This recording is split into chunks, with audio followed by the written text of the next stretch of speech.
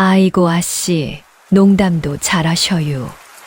딱 봐도 귀한 집 금지옥엽이신디 저 같은 소금쟁이한테 시집을 오시겠다니요. 가당치도 않어요. 지는 지게 하나 말고는 정말 가진 게 없어라. 남들에게 무시당하며 눈먼 노모를 모시던 어수룩한 소금장수 득칠. 비바람 치던 날 죽어가는 여인을 건져냈더니 그녀가 대뜸 혼인을 청합니다. 그런데 이 여인 보통 내기가 아닙니다. 글도 모르는 득치를 조선 최고의 거상으로 키워내더니 급기야 가문에 숨겨진 금지된 비법까지 꺼내놓는데 바보 소금장수가 절세미인을 아내로 맞이해 인생을 뒤바꾼 기막힌 반전 야담, 그 파란만장한 이야기를 지금 시작합니다. 안녕하세요. 이야기 시작 전 구독과 좋아요로 작은 마음 한 조각 보태주신다면 큰 복이 되어 돌아갈 것입니다. 이야기 시작하겠습니다. 감사합니다. 장터가 파하는 오후였습니다. 득칠은 텅 빈 소금 지게를 어깨에 메고 허허 웃으며 집으로 향했습니다. 야 득칠아, 오늘 소금값은 내일 준다니까. 뒤에서 장사치들이 고함을 질러도 득칠은 고개만 꾸벅 숙였습니다. 예, 천천히 주셔요. 지는 괜찮어요. 품속엔 눈먼 노모에게 드릴 마른 생선 한 토막이 소중히 들어있었습니다. 며칠째 장마비가 쏟아져 마을 어귀의 강물이 무섭게 불어나 있었습니다. 득차, 오늘도 소금값 못 받았구나? 아니요, 괜찮아요. 다음에 받으면 되지요. 마을 사람들이 혀를 찼습니다. 저 착한 게 탈이야. 평생 저 꼴로 살겠어. 맞아. 바보는 바보답게 사는 거지. 득칠이 집으로 가는 길목에 다다랐을 때였습니다. 사람 살려. 누가 좀 살려주시오. 강 건너편에서 비명이 들려왔습니다. 득칠이 고개를 돌리니 비단 옷을 입은 여인이 강물 한복판에서 허우적대고 있었습니다. 아이고, 저 여인이 물에 빠졌네요. 마을 사람들이 강가에 우르르 모여들었지만 아무도 뛰어들지 못했습니다. 저 물살 좀 봐. 저러다 같이 죽어. 안 됐지만 어쩔 수 없지 뭐. 저런 운명인가 봐. 누가 저 여인이냐? 옷차림이 보통이 아닌데. 득칠이 지게를 벗어던졌습니다. 지가 구해야겠어요. 야 득칠아, 미쳤어. 내가 죽을라고. 득칠은 거침없이 물속으로 뛰어들었습니다. 아이고, 저 바보 자식이 환장을 했네. 득칠이 죽겠어. 누가 좀 말려. 사람들이 소리쳤지만 득칠은 이미 소용돌이 속으로 들어가 있었습니다. 흙탕물이 눈을 찔렀습니다. 숨이 막혀왔습니다. 귓속으로 물이 들어차는 소리가 들렸습니다. 지가 여인을 꼭 구해야 혀. 득칠은 필사적으로 헤엄쳐 여인의 허리를 낚아챘습니다. 바위에 온몸이 긁혔습니다. 팔에서 피가 흘렀습니다. 하지만 득칠은 이를 악물고 여인을 끌고 강가로 향했습니다. 조금만 더. 사투 끝에 모래사장에 닿았을 때 득칠은 기력이 다해 그 자리에 쓰러졌습니다. 득칠아, 정신 차려. 마을 사람들이 달려와 두 사람을 끌어올렸습니다.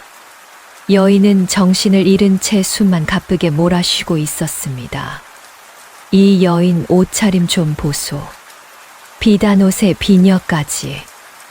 예사 사람이 아닌 것 같은디. 득칠이가 큰 덕을 쌓았어. 하늘이 복을 내릴 거야. 득칠이 기침을 하며 정신을 차렸습니다.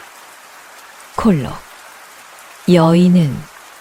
여인은 괜찮은가요? 아직 정신이 없어. 너 집에 데려가서 돌봐야 할 것 같다. 득칠은 여인을 등에 업고 비틀거리며 집으로 향했습니다. 다 쓰러져가는 초가집에 들어서자 노모가 방 안에서 물었습니다. 득칠아, 그게 무슨 소리냐? 사람들이 웅성거리는 뒤 어무이 사람을 하나 구했어요.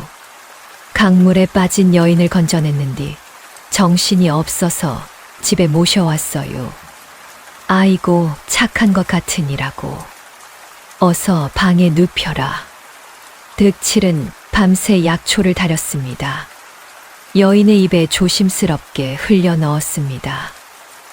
제발, 제발 살아나셔요. 다음 날 아침이었습니다. 여인이 천천히 눈을 떴습니다. 낡은 방 안이 정갈하게 정리되어 있었습니다. 곁에는 투박한 손을 한 사내가 조는 듯 앉아 있었습니다.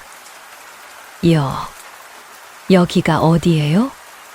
여인이 물었습니다. 득칠이 화들짝 놀랐겠습니다. 아이고 아씨, 정신이 드셨구먼요. 지가 강물에서 건져드렸어요. 여긴 제 집이라오. 제가 물에 빠졌던 예, 아씨. 무사하셔서 다행이요. 몸은 괜찮으신가요? 여인은 득칠의 손마디를 보았습니다. 투박하지만 따뜻한 손이었습니다. 묘한 안도감이 들었습니다. 사흘이 지났습니다. 여인은 득칠이 눈먼 노모를 극진히 모시는 모습을 지켜봤습니다. 어무이 오늘 숭늉 끓여드렸어요. 따뜻하니 드셔보셔요. 고맙다, 득칠아. 넌 참 효자구나. 매일 아침 따뜻한 숭늉을 끓여 올리고 자신의 무명옷을 빨아 입히는 모습을 봤습니다. 사흘째 되던 밤이었습니다. 여인이 득칠 앞에 무릎을 꿇었습니다. 은인, 제 목숨을 구해주신 은혜를 어찌 갚아야 할지 모르겠어요. 부디 저를 아내로 받아주세요. 득칠이 화들짝 놀라 손을 내저었습니다. 아이고 아씨, 농담도 잘하셔요. 딱 봐도 귀한 집 금지옥엽이신디 저 같은 소금쟁이한테 시집을 오시겠다니요. 가당치도 않어요. 지는 지게 하나 말고는 정말 가진 게 없어라. 여인이 고개를 들어 득칠의 눈을 똑바로 바라봤습니다. 은인, 전 갈 곳이 없어요. 은인의 효심을 보니 평생을 함께하고 싶어요. 방 안쪽에서 노모가 말했습니다.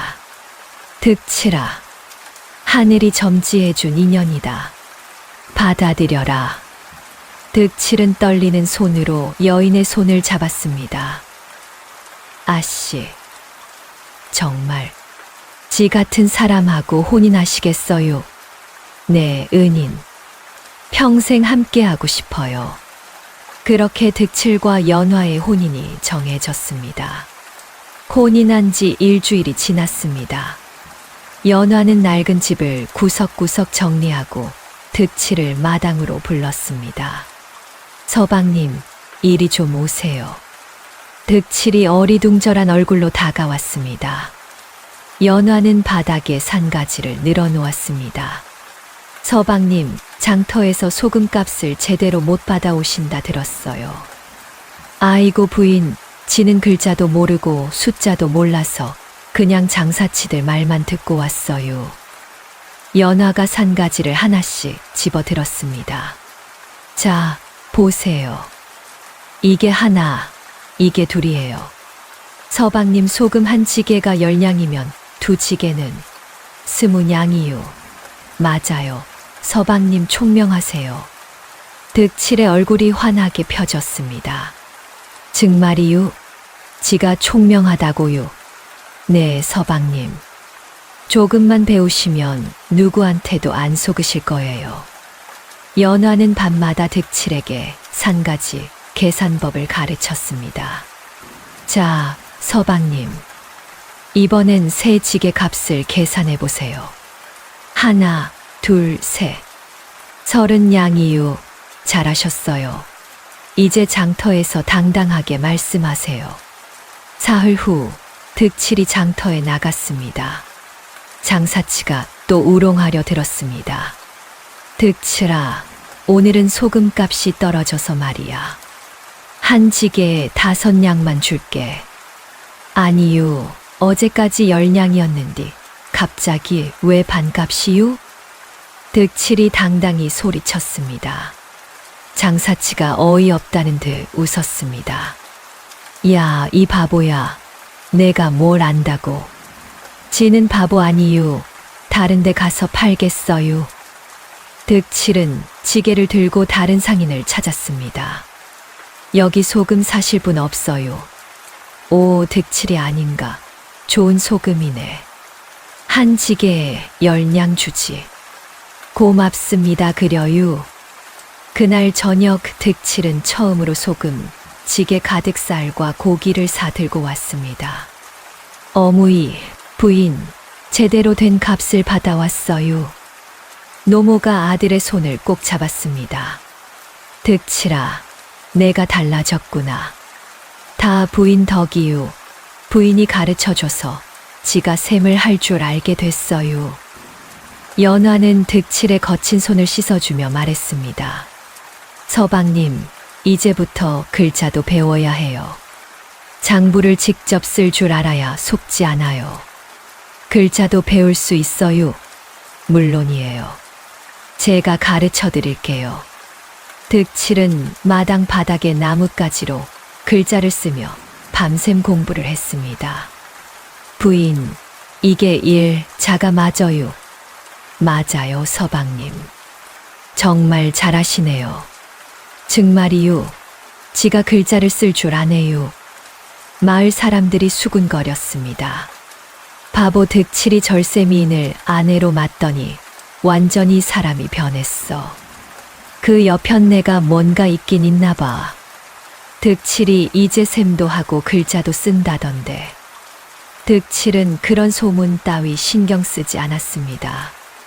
연화가 해주는 따뜻한 밥상에 행복했고 새벽같이 소금 가마로 향했습니다. 연화는 득칠의 낡은 옷을 수선해 튼튼한 소금 가마니를 만들었습니다. 득칠은 장터에서 산 소박한 꽃비녀를 품속에 숨겨왔습니다. 부인, 이거 받으셔요. 연화가 비녀를 받아들고 눈시울을 붉혔습니다. 서방님, 이런 거 안 사셔도 되는데. 아니요. 지가 벌어서 산 첫 선물이요. 꼭 받아주셔요. 고마워요, 서방님. 평생 간직할게요. 그 시각 고을 상권을 쥐락펴락하던 최판석은 장부를 내려치고 있었습니다. 뭐, 득칠이 놈이 제 값을 받아간다고? 예, 나리. 요즘 장터에서 득칠의 소금이 인기라 합니다.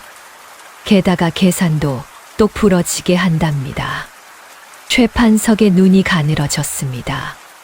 그놈 아내가 예사롭지 않다는 소문이 있던데. 제대로 알아봐라. 분부대로 하겠습니다.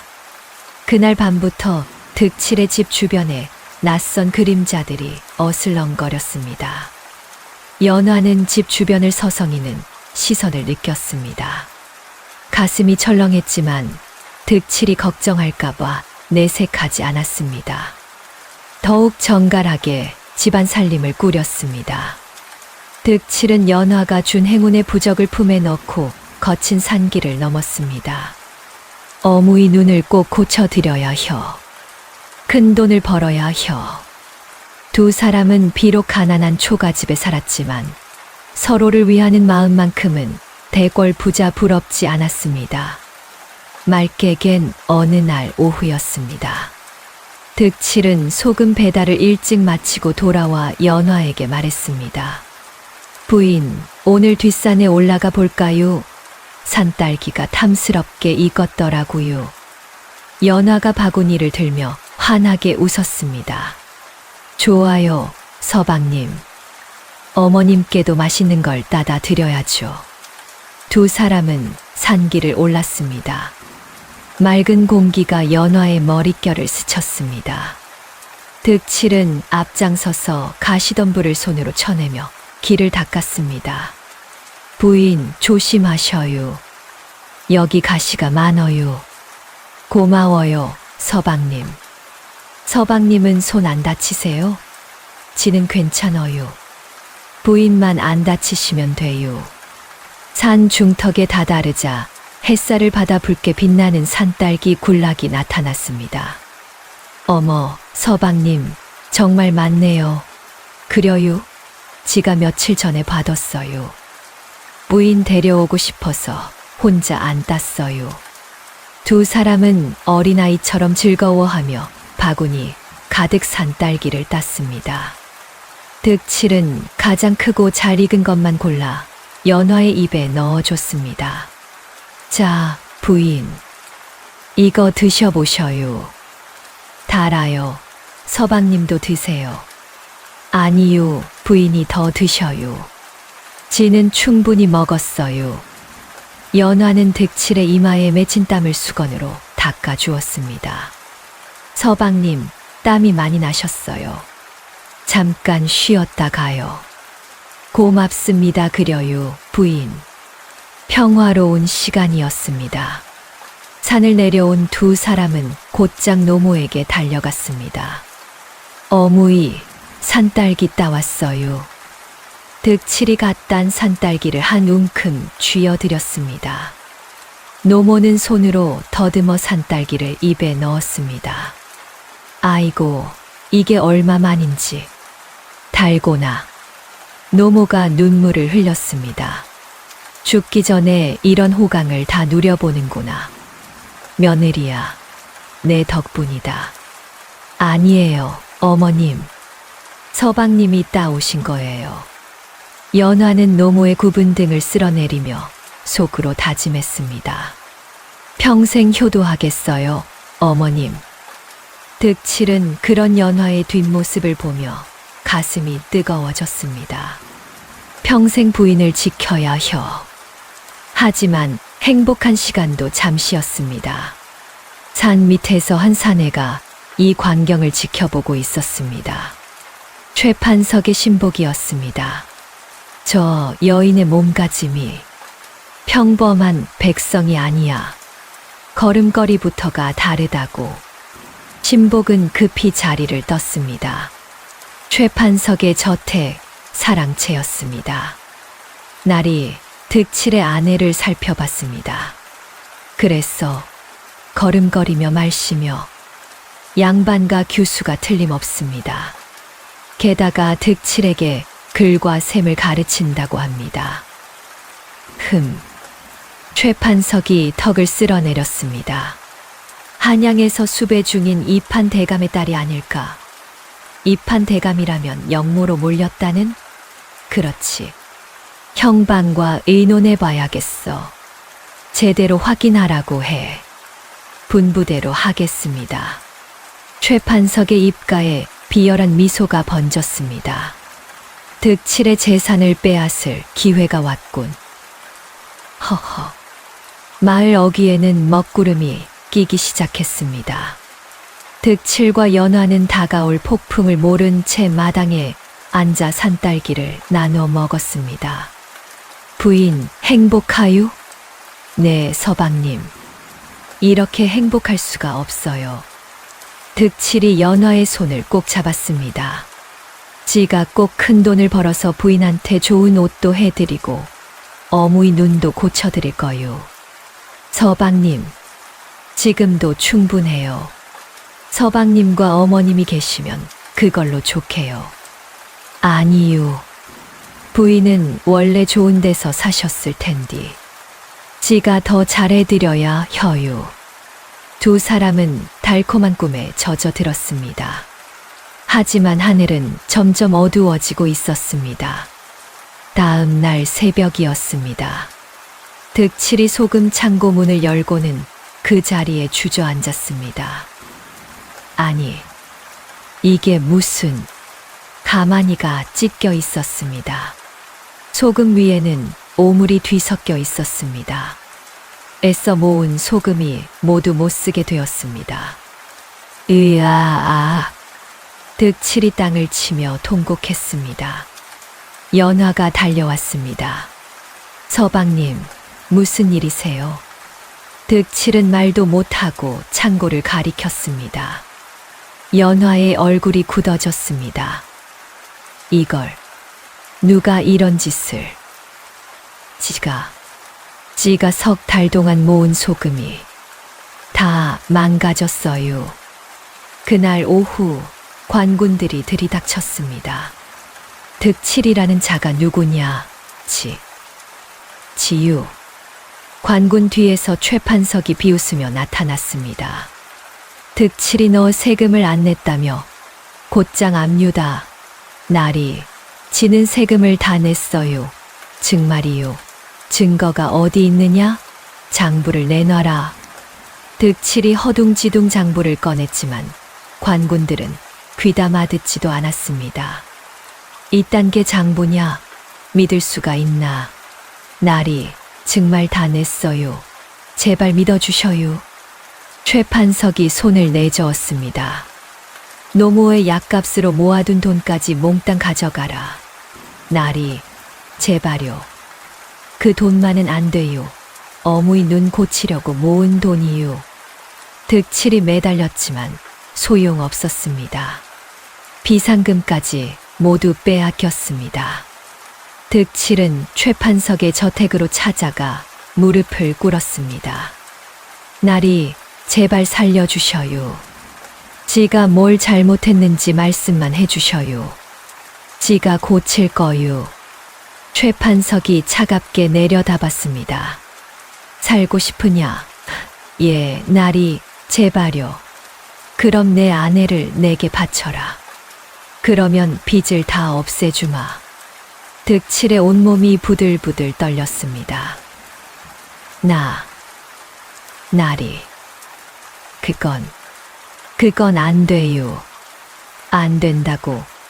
그럼 내 식구 모두 거지 신세로 만들어주지. 당장 꺼져. 득칠은 빈손으로 집에 돌아왔습니다. 마당에서 넋을 놓고 앉아 있었습니다. 연화가 조용히 다가와 득칠을 안아줬습니다. 서방님, 부인, 지가 무능해서 미안해요. 지가 아무짝에도 쓸모없는 놈이요. 득칠이 목이 메었습니다. 연화는 한참을 득칠의 등을 쓸어주다가 입을 열었습니다. 서방님, 제게 방법이 있어요. 예. 연화가 방으로 들어가 보따리를 풀었습니다. 낡은 서신 한 장을 꺼냈습니다. 이건 저희 가문에 대대로 내려오던 비법이에요. 비법이요. 황실에 납품하던 정제 소금 만드는 법이에요. 이걸로 다시 시작할 수 있어요. 득칠의 눈이 커졌습니다. 부인, 그런 귀한 걸 지한테 주시겠어요? 서방님을 위해서라면 뭐든 할 수 있어요. 우리 다시 시작해요. 연화는 서신에 적힌 내용을 하나하나 읽어줬습니다. 불의 온도가 중요해요. 너무 세면 소금이 타고 너무 약하면 제대로 정제가 안 돼요.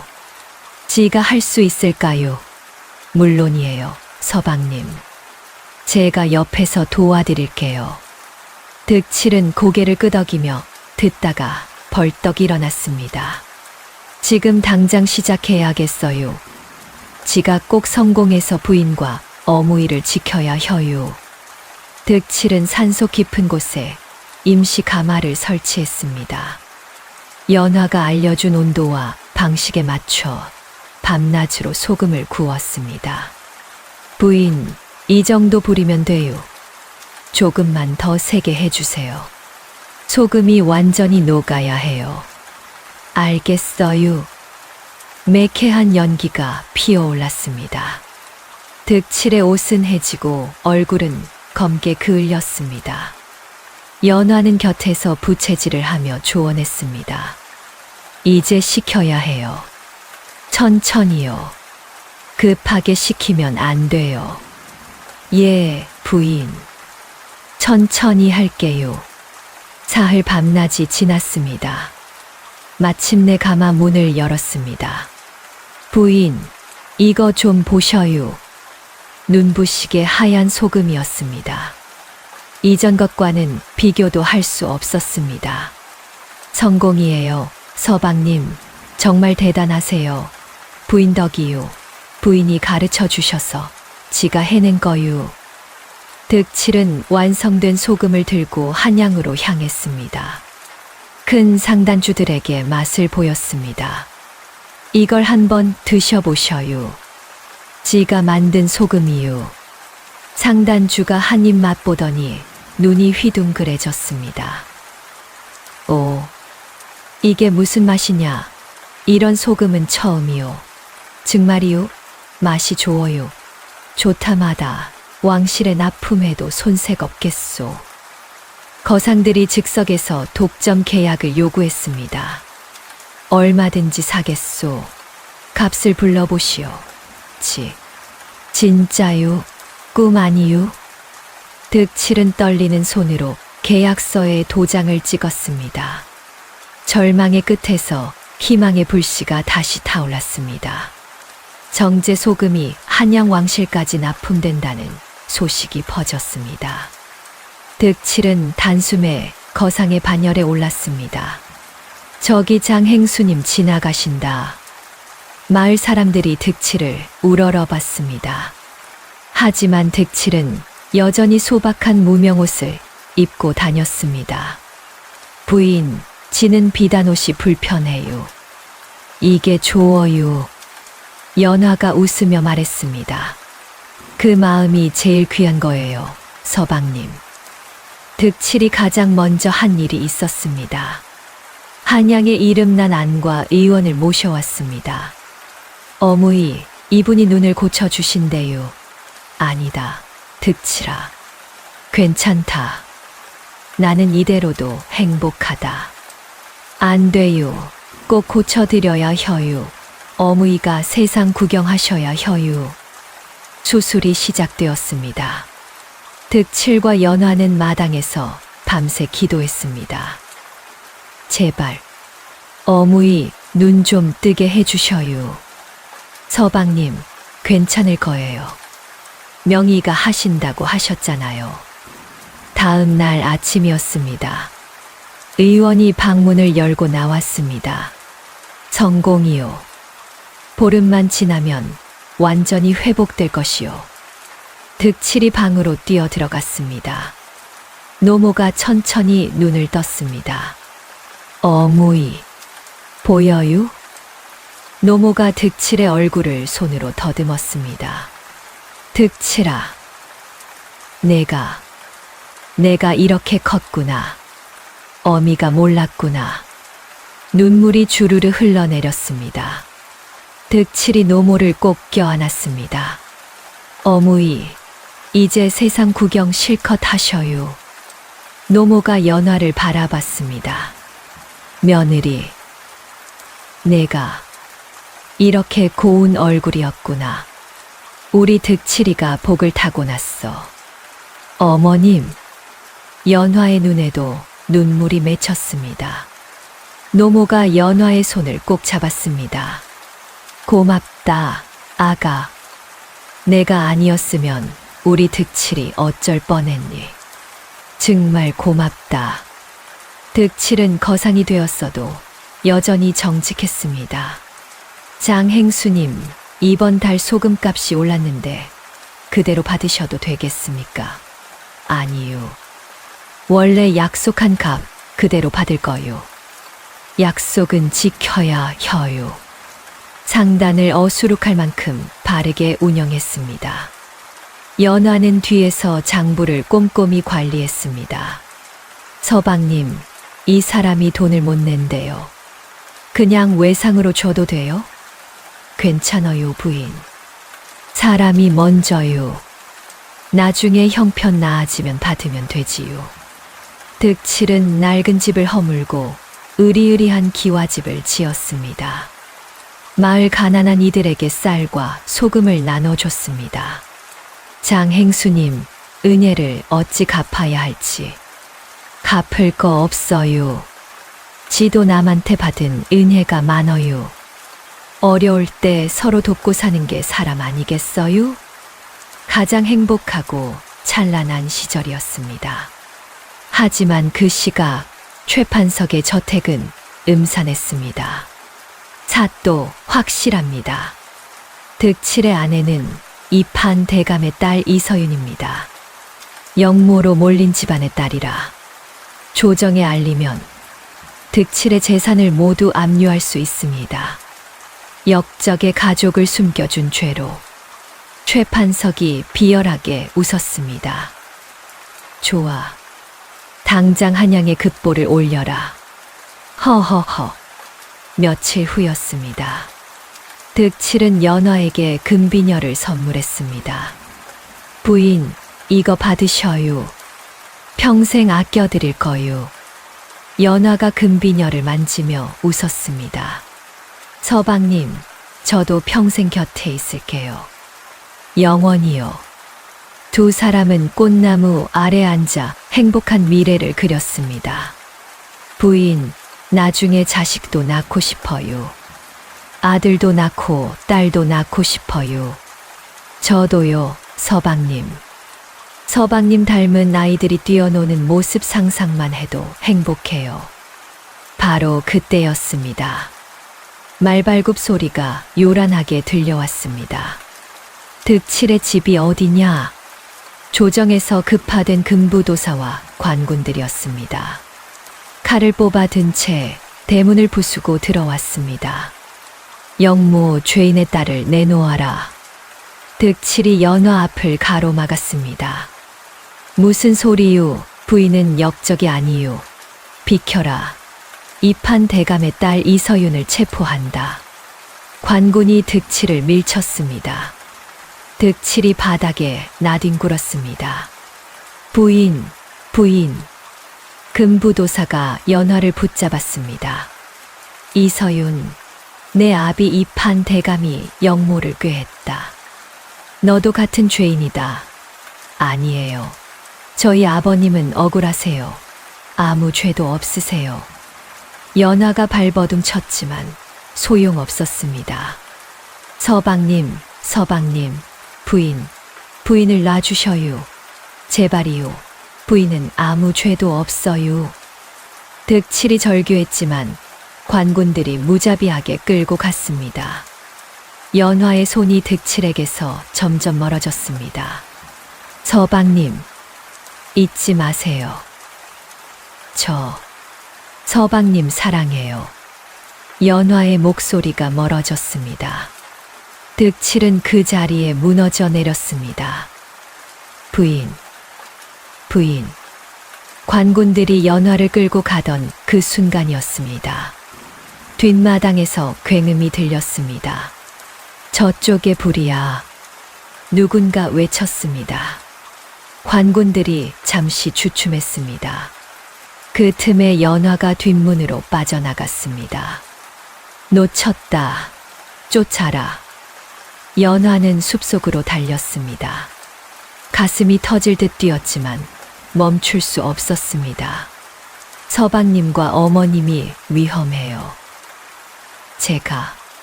제가 멀리 가야 해요. 품속에는 가문의 결백을 증명할 금패가 있었습니다. 아버지가 마지막으로 건네주셨던 것이었습니다. 저기다, 전연을 잡아라. 뒤에서 최판석의 목소리가 들렸습니다. 비가 쏟아지기 시작했습니다. 산길이 미끄러웠습니다. 득칠은 노모를 방에 모시고 뛰쳐나갔습니다. 부인. 관군들을 뿌리치고 산으로 올랐습니다. 폭우가 앞을 가렸습니다. 부인, 어디 계셔요? 대답해 주셔요. 득칠의 외침이 빗소리에 묻혔습니다. 부인, 지 득칠이유, 부인. 아내의 흔적이 점점 멀어졌습니다. 연화는 벼랑 끝에 다다랐습니다. 더는 갈 곳이 없었습니다. 발 아래로 거친 강물이 소용돌이 쳤습니다. 이 강물, 서방님이 저를 구해주셨던 그곳이에요. 뒤에서 포교들의 발소리가 들렸습니다. 이제 끝이다. 순순히 잡혀라. 최판석이 비웃으며 다가왔습니다. 역적의 딸년. 이제 끝이야. 얌전히 잡혀라. 연화가 득칠이 준 금비녀를 꼭 쥐었습니다. 더러운 자들의 손에 잡혀 남편에게 짐이 되지 않을 거예요. 절대로요. 연화가 몸을 날렸습니다. 안 돼. 누군가 소리쳤지만 이미 늦었습니다. 연화의 몸이 거친 물살 속으로 빨려들었습니다. 부인, 득칠이 강가에 도착했습니다. 소용돌이 치는 강물만 보일 뿐이었습니다. 부인, 부인, 대답해 주셔요. 득칠이 물속으로 뛰어들려 했습니다. 관군들이 득칠을 붙잡았습니다. 놔주셔요. 부인을 구해야 해요. 부인이 물에 빠졌어요. 이미 늦었다. 저 물살에서 살아남을 리 없어. 아니요. 부인은 살아 계실 거요. 놔주셔요. 득칠이 그 자리에 무릎을 꿇었습니다. 부인, 부인, 제발, 살아 계셔요. 최판석이 만족스러운 표정으로 돌아섰습니다. 죽었으니 이제 득칠의 재산을 압류하면 되겠군. 허허. 관하로 돌아간 최판석은 잔치를 벌였습니다. 하하하. 득칠이 놈도 이제 끝이야. 역적의 아내를 둔 죄로 재산 몰수다. 하지만 그 순간 강물 하류에서는 다른 일이 벌어지고 있었습니다. 한 노인이 강가를 지나가고 있었습니다. 물에 떠내려오는 무언가가 보였습니다. 저건 사람이다. 노인이 급히 강으로 뛰어들었습니다. 연화를 끌어올렸습니다. 아씨, 정신 차리시오. 노인이 연화의 등을 두드렸습니다. 연화가 물을 토해냈습니다. 콜로, 콜로. 노인이 연화의 얼굴을 자세히 봤습니다. 깜짝 놀랐습니다. 설마, 아씨가 이판 대감의 따님이신가? 노인은 이판 대감의 옛 충복이었습니다. 가문이 몰락한 뒤 이곳에 숨어 살고 있었습니다. 아씨, 제가 모시겠습니다. 정신 차리십시오. 그날 밤 득칠은 강가를 헤맸습니다. 부인, 어디 계셔요? 부인, 며칠 밤낮을 찾아 헤맸습니다. 부인, 대답해 주셔요. 지 득칠이요. 모래사장에서 무언가 반짝이는 것을 발견했습니다. 연화의 꽃신 한 짝이었습니다. 부인, 이게 부인 꽃신. 득칠이 꽃신을 품에 안았습니다. 그 자리에서 일어나지 못했습니다. 부인, 부인, 지를 용서하셔요. 지가 부인을 못 지켰어요. 마을 사람들이 득칠을 업고 집으로 돌아왔습니다. 득칠은 폐인처럼 방 안에만 있었습니다. 득칠아, 밥이라도 먹어라. 노모가 울먹였습니다. 어무이, 지가 부인을 잃었어요. 지가 못난 놈이라서. 득칠아, 며느리는 살아 계실 거다. 며느리는 강한 아이야. 득칠의 상단은 활기를 잃었습니다. 사람들도 하나둘 떠나갔습니다. 노모는 다시 눈을 뜬 채로 아들의 슬픔을 지켜봤습니다. 득칠아, 기운을 내거라. 며느리가 보면 마음 아파할 게다. 어무이, 지는 어떻게 해야 해요? 득칠은 매일 강가로 나가 연화를 기다렸습니다.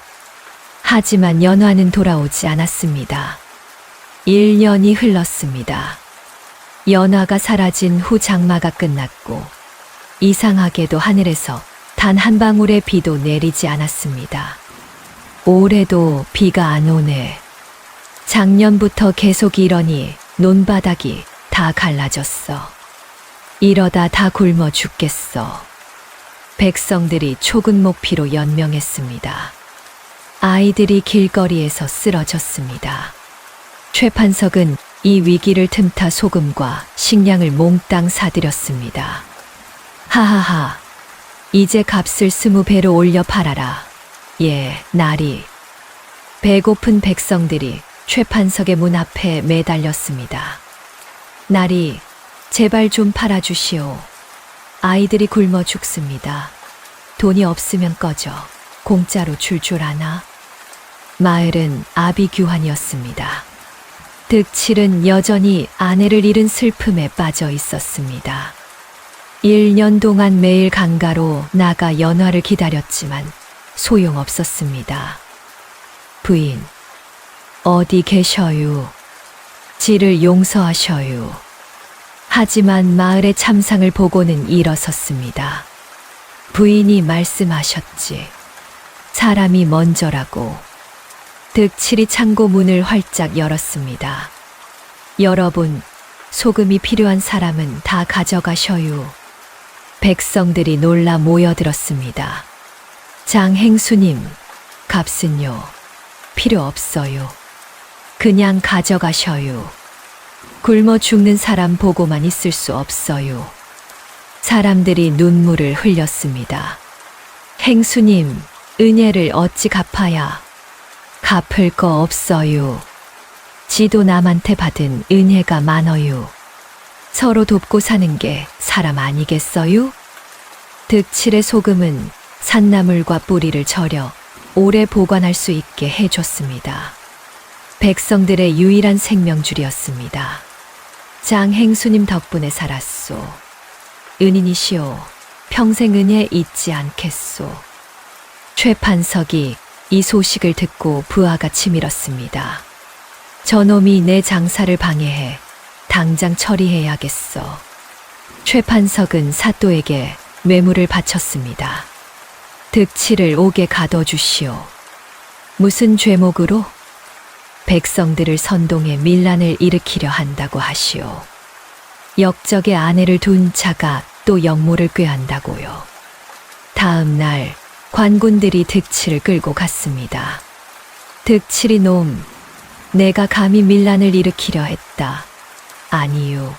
지는 그저 굶주린 사람들을 도왔을 뿐이요. 그게 무슨 죄요? 득칠이 옥에 갇혔습니다.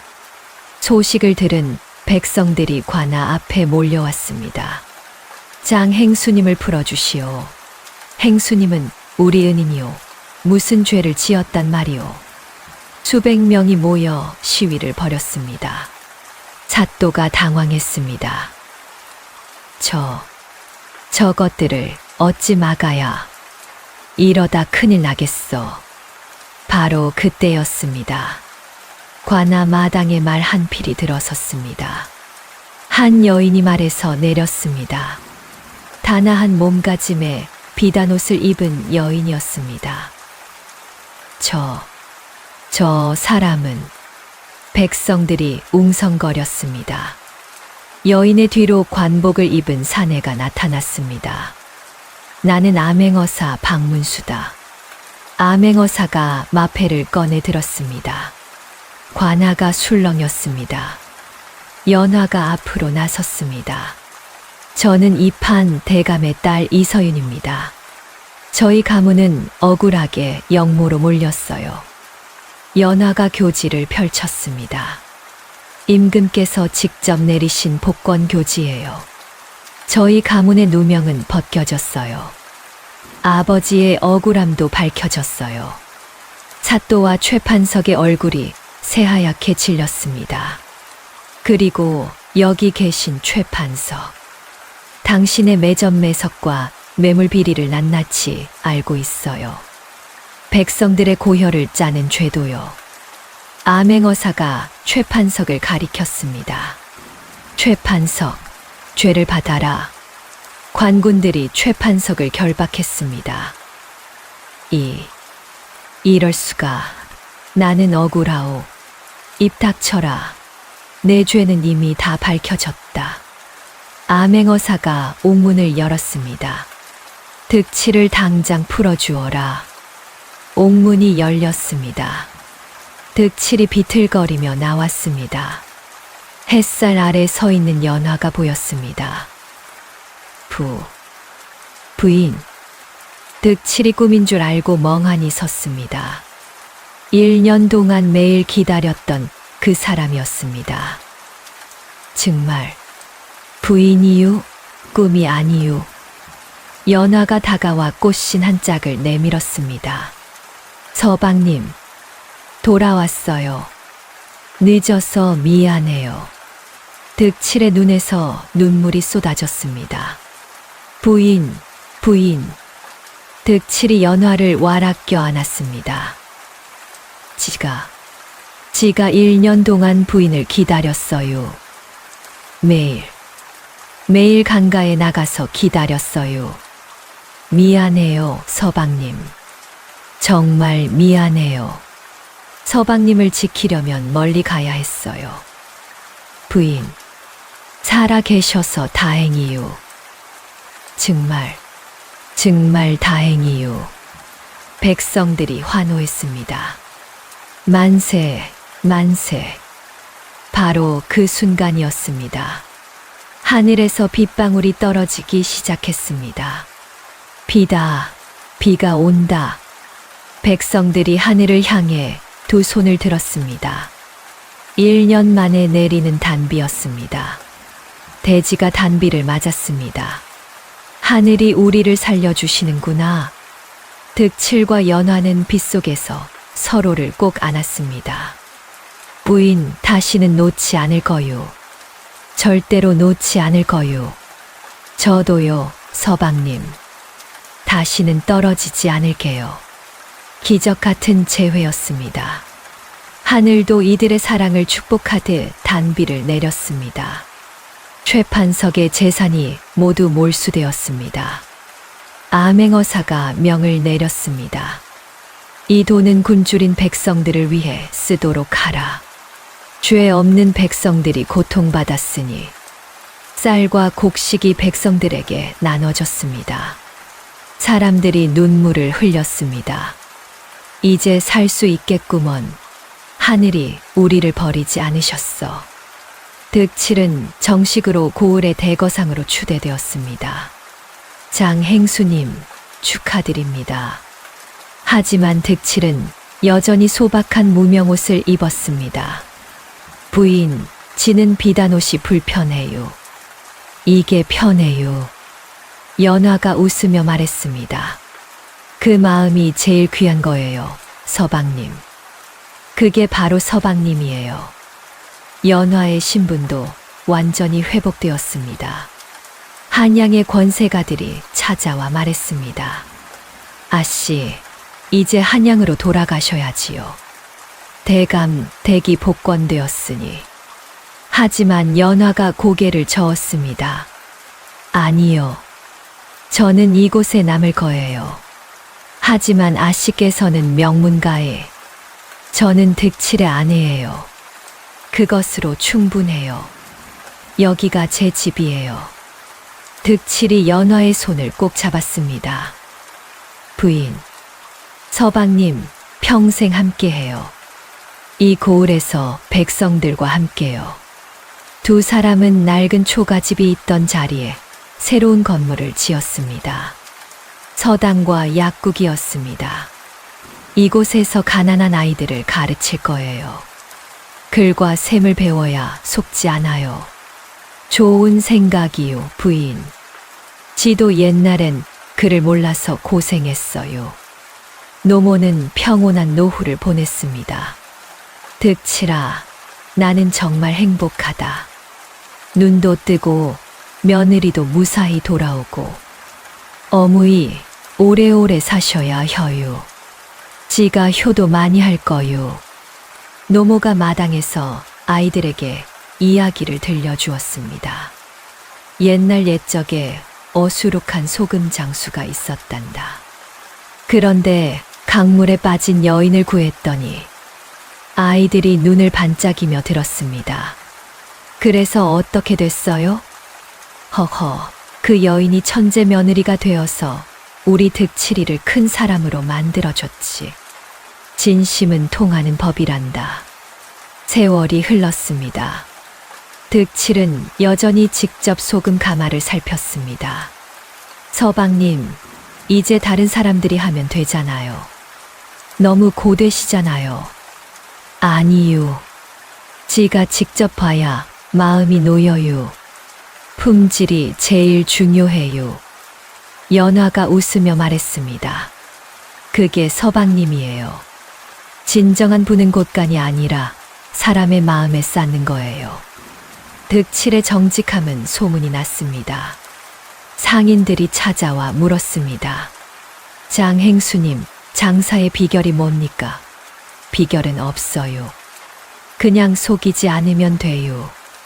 약속을 지키고 사람을 먼저 생각하면 되는 거요.